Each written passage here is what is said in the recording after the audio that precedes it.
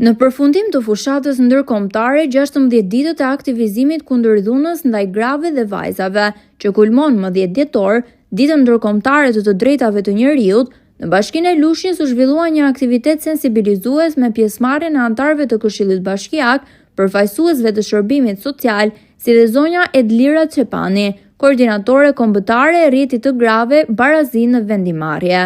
Tryeza e përbashkët u hap me fjalën përshëndetëse të kryetares së bashkisë zonjës Erisilda Sefa, e cila theksoi rëndësinë e bashkëpunimit mes institucioneve dhe shoqërisë civile për të parandaluar dhe luftuar çdo formë dhune ndaj grave. Zonja Edlira Çepani në fjalën e saj u ndal tek roli i gruas në shoqëri dhe në vendimarrje, duke theksuar se dhuna nuk është çështje private, por një problem i shoqërisë që kërkon reagim të përbashkët. Dhuna është e patolerueshme dhe nuk ka justifikim.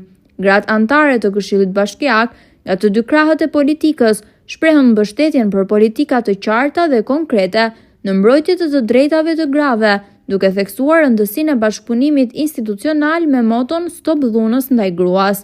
Kënaqësi e veçantë të rikthehem në Lushnjë, kishim takoj që nuk bënim aktivitete këtu dhe është realisht shumë kënaqësi që të takoj të gjithave. Është një kënaqësi e veçantë pikërisht edhe sepse sot është data 10 dhjetor, është dita e drejtave të njerëzit, dita ndërkombëtare e drejtave të njerëzit. Dhe ne dim shumë mirë sa fort na është dashur të luftojmë që të drejtat e grave të konsiderohen si drejtat e njerëzit dhe të kemi më shumë drejta të grave dhe vajzave edhe në Shqipëri. Ndonse lufta vazhdon, përpjekjet vazhdojnë.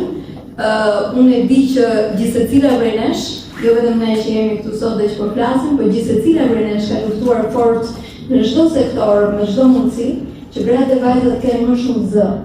Aktiviteti u ndoq nga kamera e televizionit Apollon, duke përcjellë mesazhin e fuqishëm për respekt, barazi dhe mbrojtje për çdo grua dhe vajzë.